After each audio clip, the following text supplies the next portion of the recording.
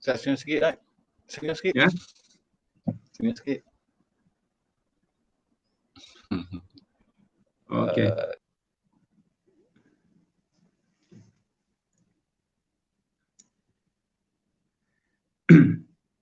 Bismillahirrahmanirrahim. Assalamualaikum warahmatullahi wabarakatuh. Alhamdulillahi rabbil alamin. Wabihi nasta'in wassalatu wassalamu ala ashrafil anbiya'i wal mursalin wa ala alihi wa sahbihi ajma'in. Subhanaka la ilma lana illa ma 'allamtana innaka antal alimul hakim. ولا حول ولا قوة إلا بالله العلي العظيم ولا حول ولا قوة إلا بالله العلي العظيم ولا حول ولا قوة إلا بالله العلي العظيم رضينا بالله ربا وبالإسلام دينا وبمحمد صلى الله عليه وسلم نبيا ورسولا Allahumma faqihna fid din wa 'allimna at-ta'wil wahdina siratakal mustaqim.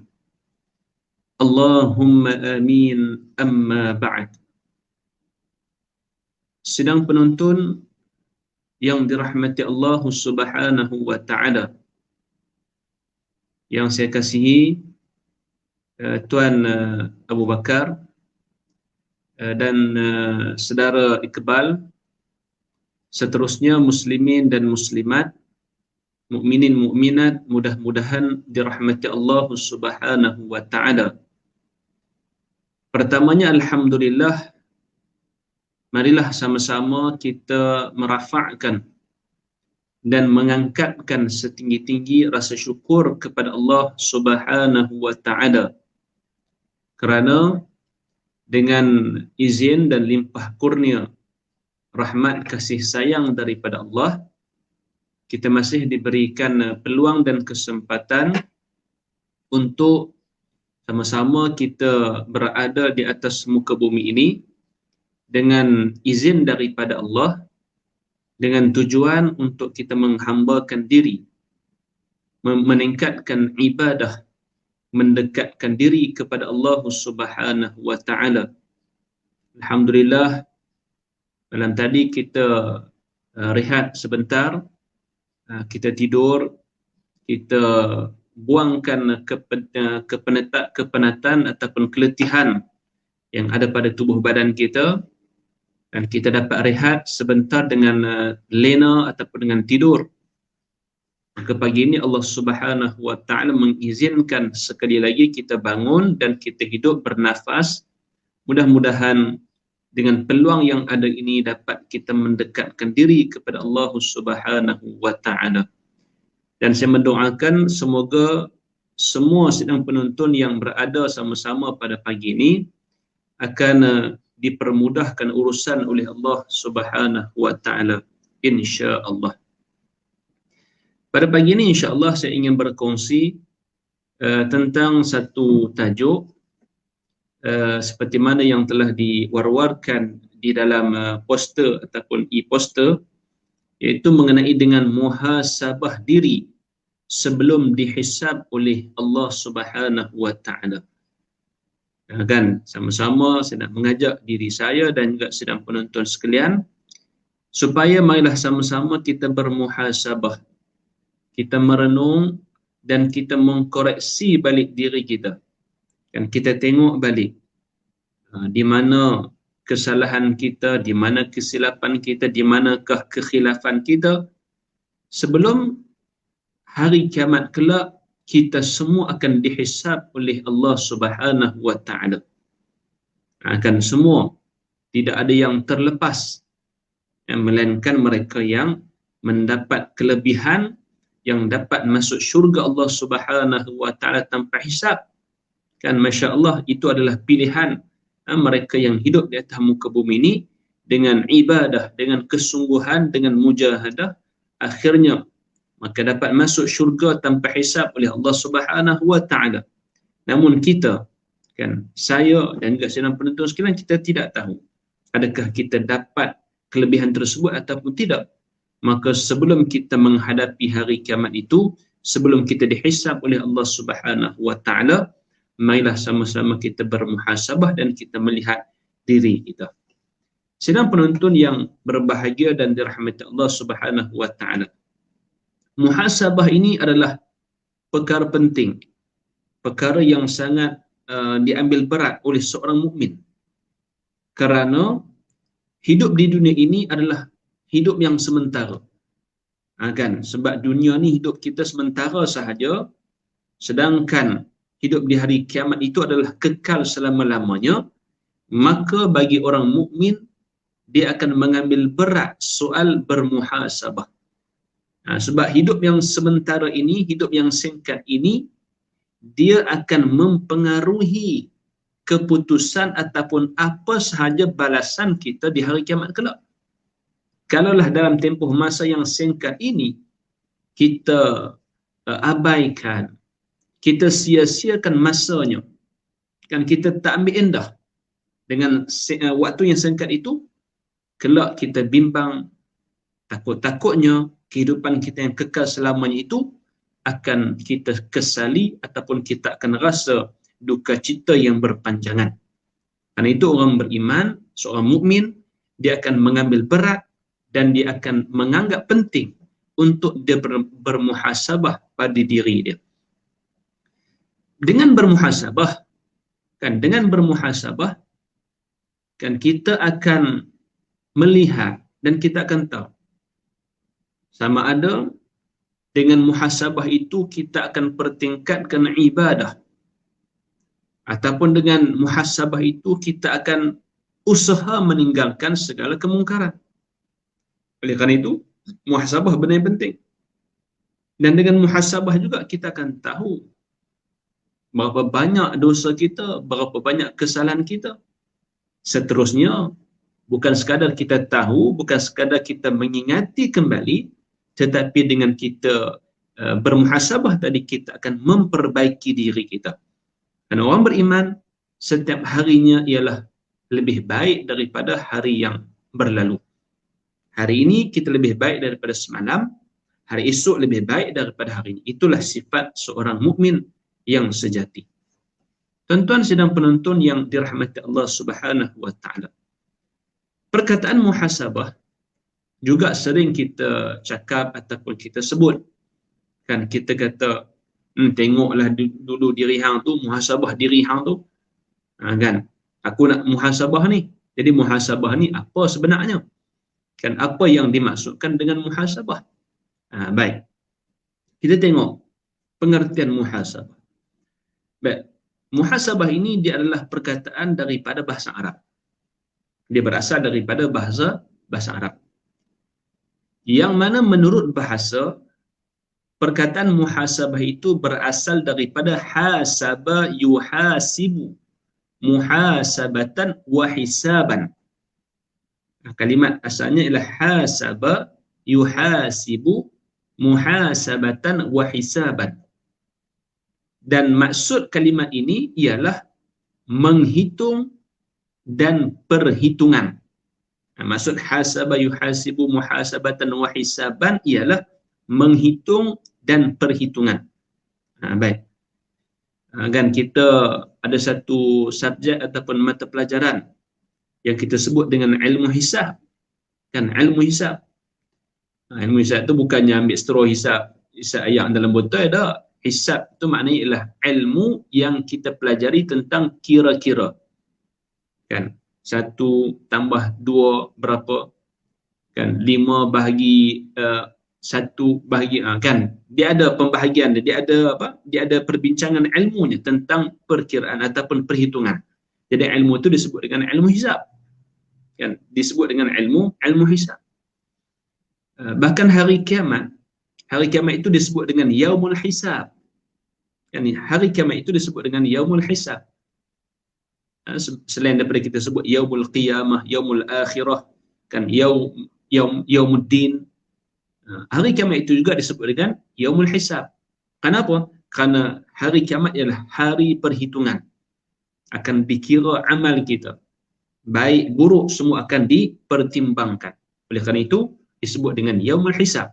Baik, jadi kembali kepada kalimat muhasabah tadi, dia berasal daripada hasabah yuhasibu muhasabatan wa hisaban, yang maknanya ialah menghitung dan perhitungan. Baik, itu dari segi bahasa. Dari segi istilahnya pula, apa yang dimaksudkan dengan muhasabah? Apa yang dimaksudkan dengan muhasabah? Telah diberikan pengertian ataupun maksud ataupun definisi kepada kalimat muhasabah ini seperti mana yang disebutkan oleh Al-Imam Al-Mawardi. Al-Imam Al-Mawardi di dalam kitabnya Adabud Dunya Waddin, dalam kitab Adabud Dunya Waddin, beliau menyatakan muhasabah diri ialah seseorang merenung di waktu malam. Dia disebut seseorang yang merenung di waktu malam. Kan, dia merenung di waktu malam. Apa yang direnung? Dia renungkan ialah apa yang dia lakukan di waktu siang. Di waktu malam, dia merenung tentang apa yang dibuat di waktu siang. Baik, jadi waktu malam dia akan tengok balik, dia akan muhasabah. Kan? Yang disebut muhasabah tu dia akan renung apa yang dibuat di waktu siang. Okey. Dalam apa yang dia lakukan di waktu siang itu, seandainya bila dia renung, dia lihat benda yang dia buat itu adalah baik, maka dia akan sempurnakan dan diteruskan. Nampak? Dia renung apa yang dia buat waktu siang.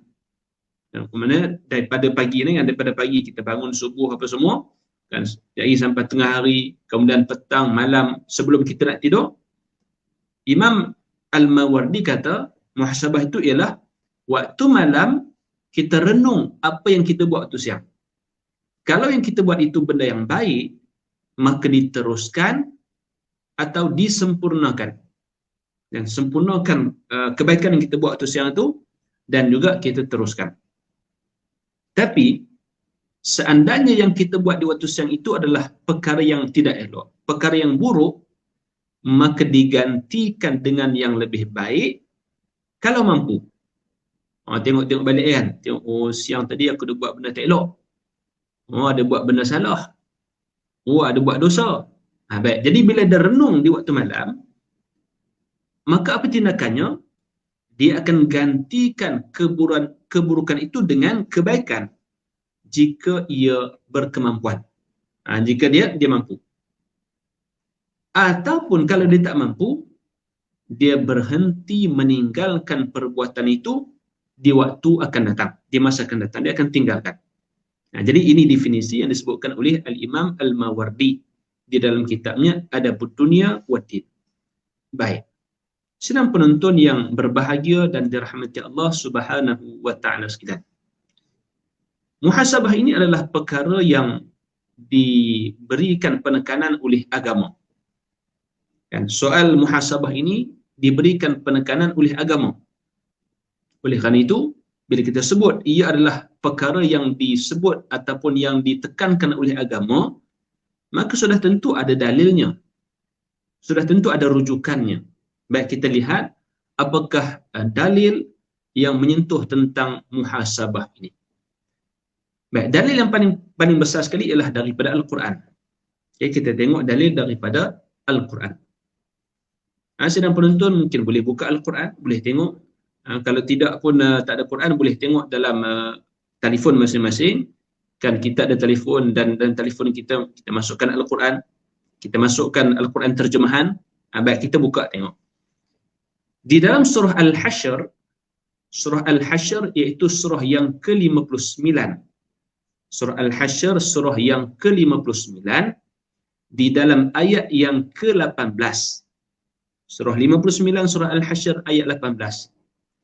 Firman Allah Subhanahu wa taala, A'udzu billahi minasy syaithanir rajim. Ya ayyuhalladzina amanu taqullaha wal tanzur nafsum ma qaddamat lighad. Wattaqullaha innallaha khabirum bima ta'malun. Ini ayat 18 surah Al-Hashr surah yang ke-59. Baik, apa maksud ayat ini? Boleh tengok terjemahan ayat. Allah Ta'ala berfirman, wahai orang-orang yang beriman, bertakwalah kamu kepada Allah. Tersebut Allah Ta'ala berfirman, ittaqullah, bertakwalah kepada Allah. Kemudian Allah Ta'ala sebut pula selepas itu, wal tanzur nafsum ma qaddamat lighad, dan hendaklah setiap diri memperhatikan apa yang telah diperbuatnya untuk hari esok, yakni hari kiamat, untuk hari akhirat. Allah Ta'ala kata wal tanzur, dan hendaklah setiap diri memperhatikan. Setiap diri memperhatikan. Walaupun tak disebutlah secara perkataan muhasabah, tapi maksud wal tanzur itu ialah perhati. Sedangkan kita sebutkan tadi pada definisi muhasabah itu apa dia? Orang yang merenung. Kan dia melihat balik apa yang dia buat. Jadi Allah Ta'ala sebut wal tanzur, maknanya dia perhati. Kan dia tengok balik apa yang dia lakukan sebagai persediaan dan persiapannya lighad, untuk hari esok. Hari esok itu bukan maknanya hari Rabu, bukan hari ini hari Selasa, oh besok maknanya hari Rabu, bukan begitu. Maksud hari esok itu ialah hari akhirat. Apa yang dia lakukan untuk hari akhirat dia. Wattaqullah, dan bertakwalah kepada Allah. Innallaha khabirun bima ta'malun. Sesungguhnya Allah Subhanahu wa Ta'ala amat maha mengetahui apa yang kamu kerjakan. Baik, ayat ini Allah Ta'ala sebut wal tanzur nafsum ma qaddamat lighad. Di situ adalah merupakan penekanan daripada Allah Subhanahu wa Ta'ala untuk kita bermuhasabah.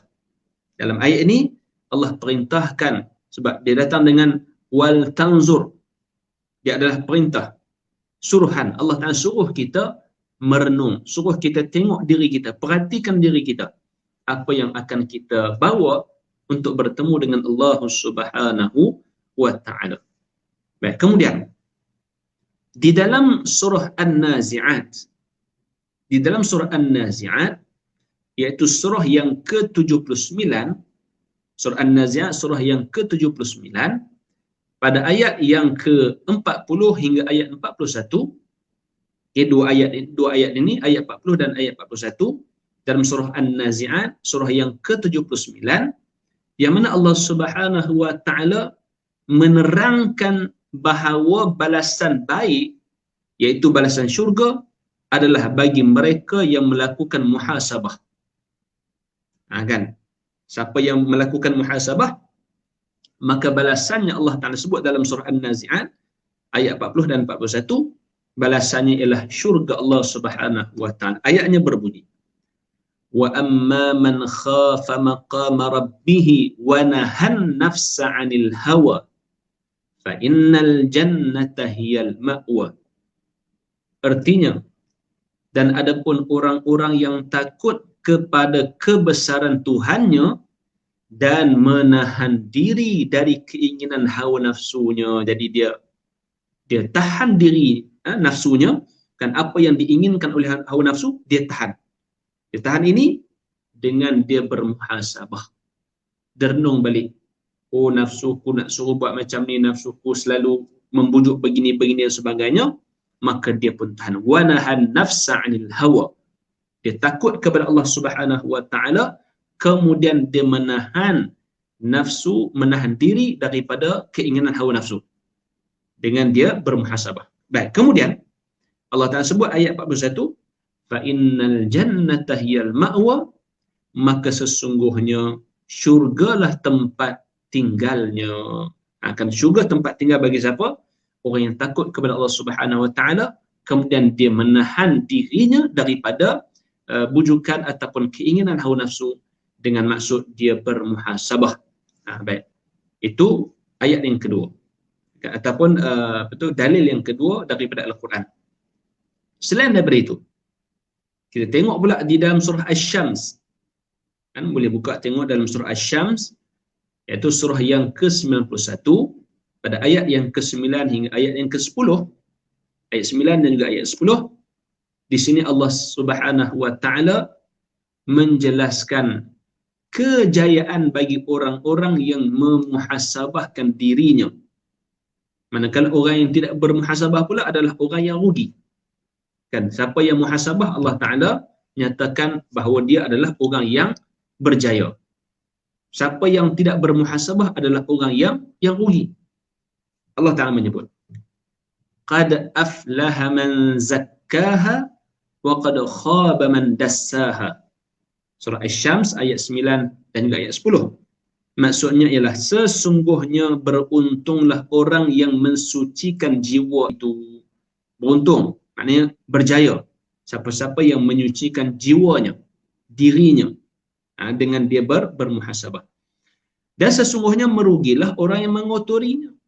Yang tak bermuhasabah pula, dia kotorkan dirinya, kotorkan jiwanya, adalah orang yang rugi. Maka dalam ayat ini juga menjelaskan tentang ketinggian, keperluan untuk kita melakukan muhasabah di dalam setiap kehidupan kita. Tuan-tuan sidang penonton yang berbahagia dan dirahmati Allah Subhanahu wa Ta'ala. Baik, tidak cukup dengan dalil daripada Al-Quran, tak cukup dengan dalil daripada Al-Quran, kita lihat juga daripada hadis sunnah Rasulullah sallallahu alaihi wasallam. Di dalam riwayat Imam At-Tirmizi, di dalam riwayat Imam At-Tirmizi, nombor hadisnya adalah 2459, dan riwayat daripada Imam At-Tirmizi dengan status hadis yang hasan, daripada sahabat Nabi yang bernama Shaddad bin Aus, daripada Shaddad bin Aus radhiyallahu anhu, telah meriwayatkan daripada Nabi sallallahu alaihi wasallam, Nabi bersabda, kan, saya kira mungkin hadis ini selalu juga kita dengar, kan, ataupun dibacakan juga hadis ini kepada kita, yang mana Nabi bersabda, al-kayyisu man dana nafsahu wa amila lima ba'dal maut, wal ajizu man atba'a nafsahu hawaha wa tamanna 'ala Allahil amani. Maksudnya, dalam hadis ini Nabi sebut al-kayyisu man dana nafsahu wa 'amila lima ba'dal maut wal ajizu man atba'a nafsahu hawaha wa tamanna 'ala Allahil amani. Erti hadis ini ialah orang yang cerdik, orang yang bijak, orang yang berakal adalah orang yang mempersiap, yakni bermuhasabah dirinya. Dia muhasabah dirinya. Dan dia beramal untuk hari setelah kematiannya. Dia bermuhasabah dan dia beramal sebagai persiapan untuk hari kematian dia, selepas daripada kematian dia. Sedangkan orang yang lemah imannya, siapa mereka tu? Adalah orang yang jiwanya mengikut hawa nafsu dan berangan-angan kepada Allah Subhanahu wa Ta'ala dengan angan-angan. Akan orang yang bijak, orang cerdik adalah orang yang mandana nafsah. Mandana nafsah, kan, ulama ketika menjelaskan hadis ini, dana nafsah maknanya hasaba nafsah, iaitu orang yang memuhasabah, yang menghitung dirinya. Jadi hadis ini juga merupakan dalil yang menjelaskan tentang penting dan benda yang berkaitan dengan muhasabah ni adalah benda yang besar bagi seorang mukmin. Baik, tuan-tuan sidang penonton, muslimin dan muslimat yang dikasihi dan dirahmati Allah Subhanahu wa Ta'ala. Selain daripada hadis, kita juga boleh melihat apakah athar ataupun ucapan, ungkapan daripada sahabat. Kan, misalnya ungkapan yang telah dinyatakan oleh seorang sahabat yang merupakan khalifah yang kedua daripada kalangan Khulafa Ar-Rasyidin, yang bernama Sayyidina Umar bin Al-Khattab radhiyallahu anhu. Sayyidina Umar Al-Khattab seperti mana yang dikeluarkan oleh Imam Ahmad di dalam kitabnya, meriwayatkan daripada Sayyidina Umar Al-Khattab radhiyallahu anhu dengan menyatakan, hasibu anfusakum qabla an tuhasabu wazinuha qabla an tuzanu. Ini ungkapan daripada Sayyidina Umar. Kan, ungkapan ini sebenarnya panjang sikitlah, tapi saya ambil tang tu je. Hasibu anfusakum qabla an tuhasabu wazinuha qabla an tuzanu. Maksudnya ialah muhasabahlah dirimu sebelum kamu dihisab. Jadi tajuk yang betul saya berikan pada pagi ini adalah saya memetik daripada ungkapan dan kata-kata daripada Sayyidina Umar. Hasibu anfusakum qabla an tuhasabu. Muhasabahlah diri kamu sebelum kamu dihisab. Kan? Pasal apa? Pasal semua kita akan dihisab oleh Allah Ta'ala. Tidak ada seorang pun yang akan terlepas, melainkan mereka yang diberikan kelebihan dan keistimewaan oleh Allah Subhanahu Wa Ta'ala. Baik.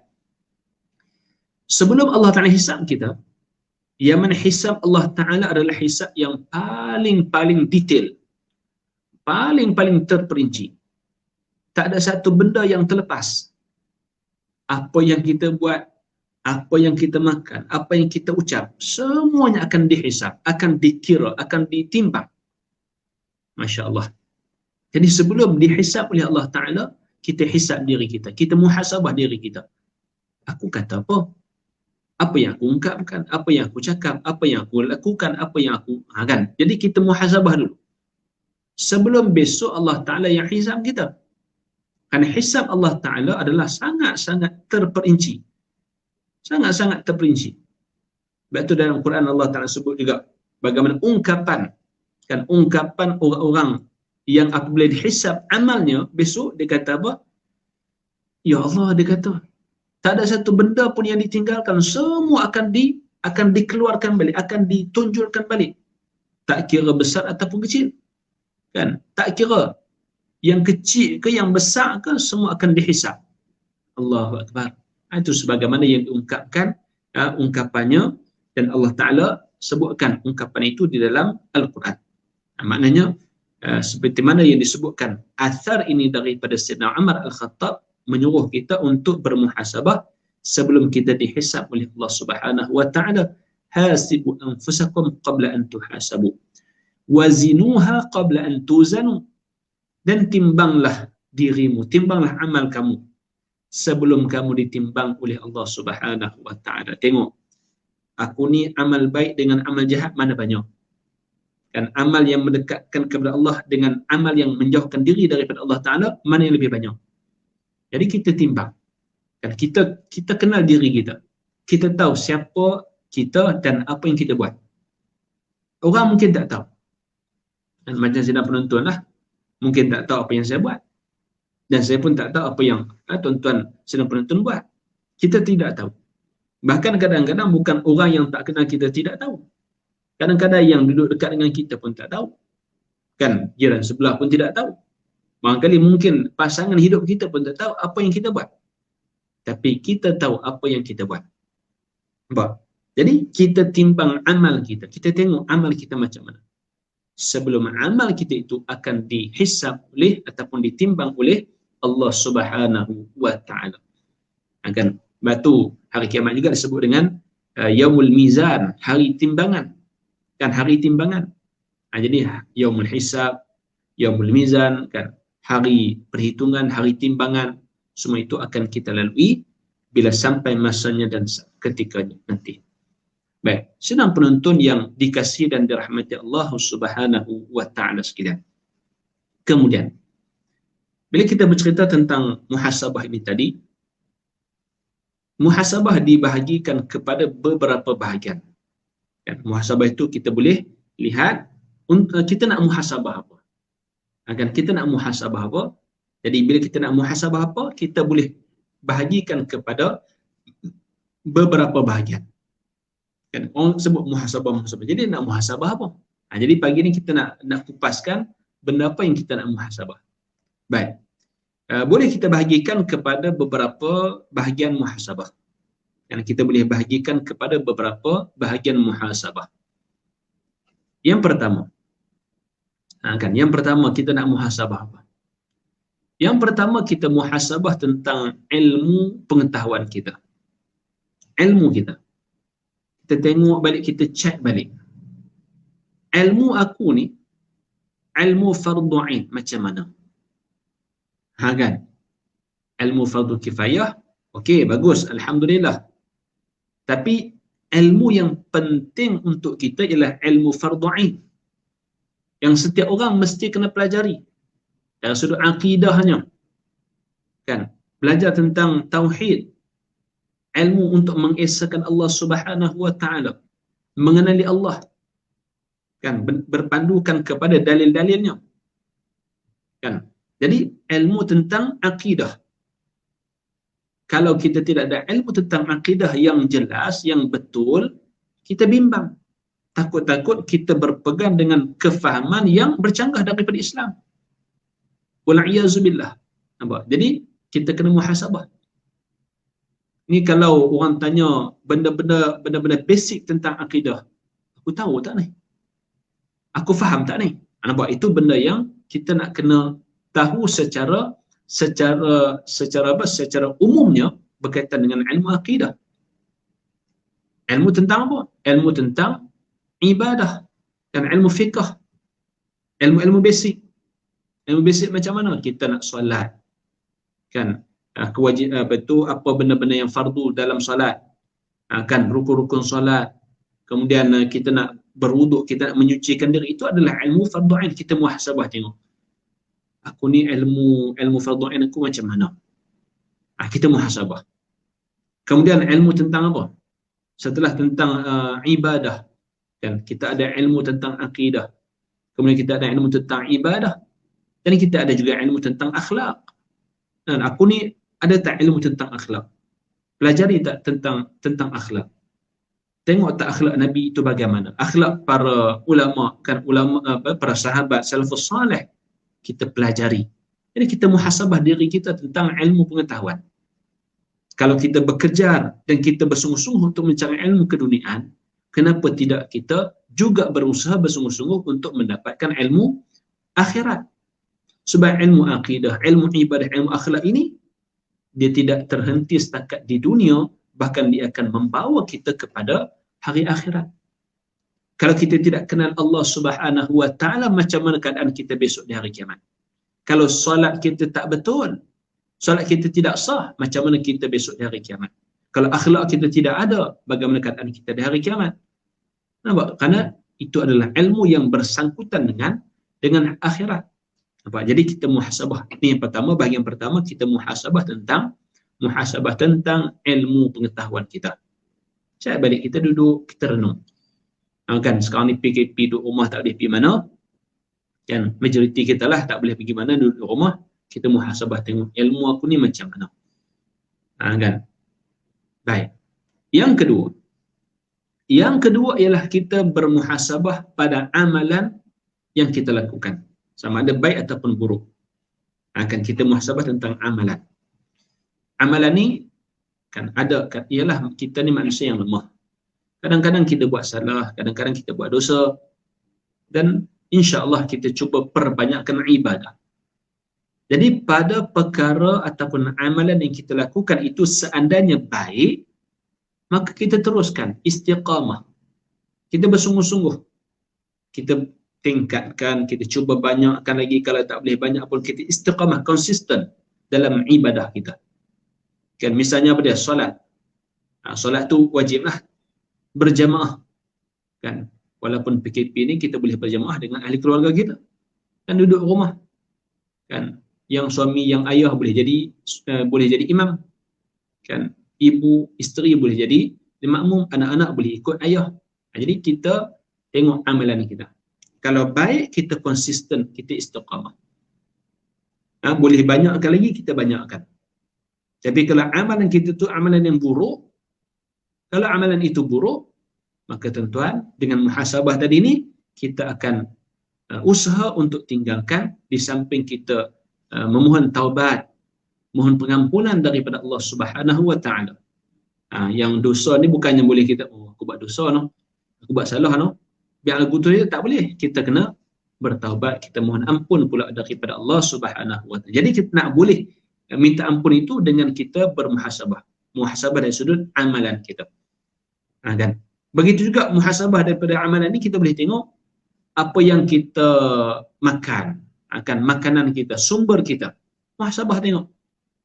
Kan makan kita, keluarga kita, adakah daripada sumber yang halal ataupun ada sumber syubhat ataupun sumber yang haram, kita muhasabah. Kita kena tengok balik, kita kena koreksi balik, kita kena tengok balik diri kita bagaimana. Baik. Baik, sidang penonton yang dirahmati Allah Subhanahu wa taala sekalian. Selain daripada makanan kita, kan minuman kita, kita kena tengok juga ni pakaian kita, baju kita, kopiah kita ataupun apa saja yang kita miliki itu daripada mana sumbernya. Adakah sumber yang diradai oleh Allah Ta'ala ataupun sumber yang dimurkai oleh Allah Subhanahu wa Ta'ala. Okay. Baik, itu yang kedua, kita muhasabah pada amalan baik ataupun buruk kita. Muhasabah. Yang ketiga, benda ni saya bercakap pada diri saya lah, dan saya kongsikan kepada sidang penonton semua.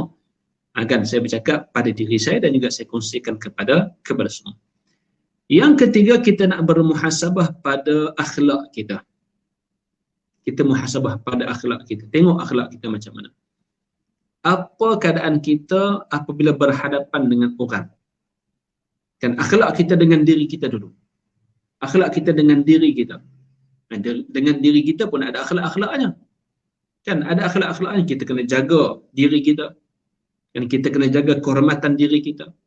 Kita kena jaga kesihatan diri kita. Itu adalah akhlak untuk diri kita sendiri. Tak boleh suka-suka sakitkan diri kita. Kan? Tak boleh buat benda-benda yang tak elok pada diri kita dan sebagainya. Kan? Kita tengok akhlak. Kemudian akhlak kita dengan orang sekeliling yang paling dekat dengan kita, mak ayah kita, isteri ataupun suami, anak-anak kita, akhlak kita bagaimana? Kemudian dengan jiran tetangga, akhlak kita bagaimana?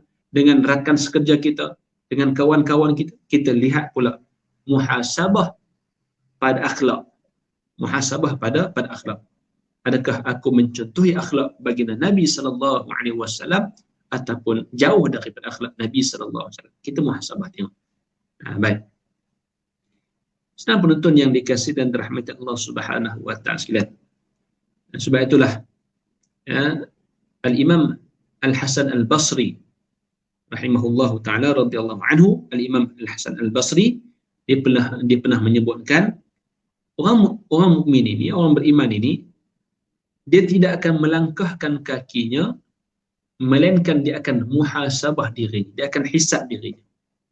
Kata Imam Al-Hasan Al-Basri, orang beriman ini dia tidak akan melangkahkan kakinya melainkan dia akan bermuhasabah pada dirinya. Dia akan berkata kepada dirinya, kepada jiwanya, dia akan kata apa?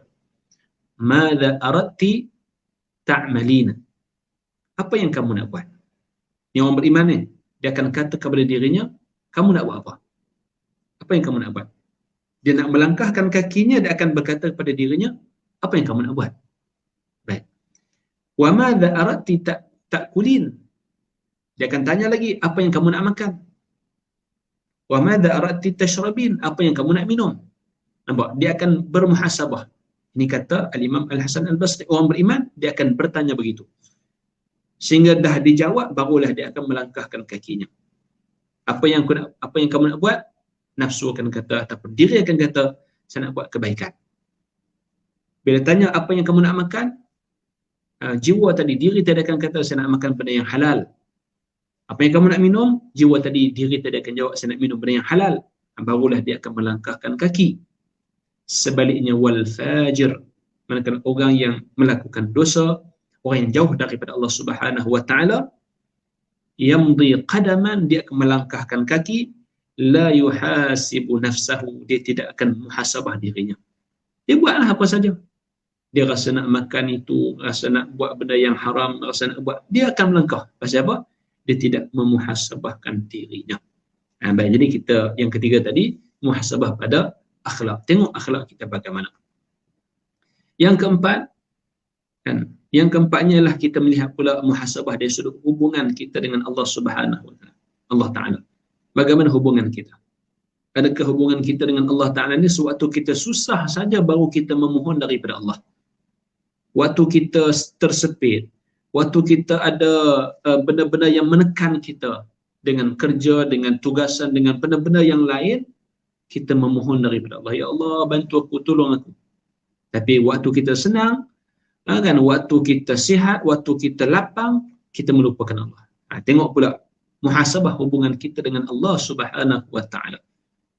Kan? Orang yang menjaga hubungan dengan Allah Subhanahu wa taala, insya-Allah dia senang ataupun susah, Allah akan sentiasa bersama-sama dengannya.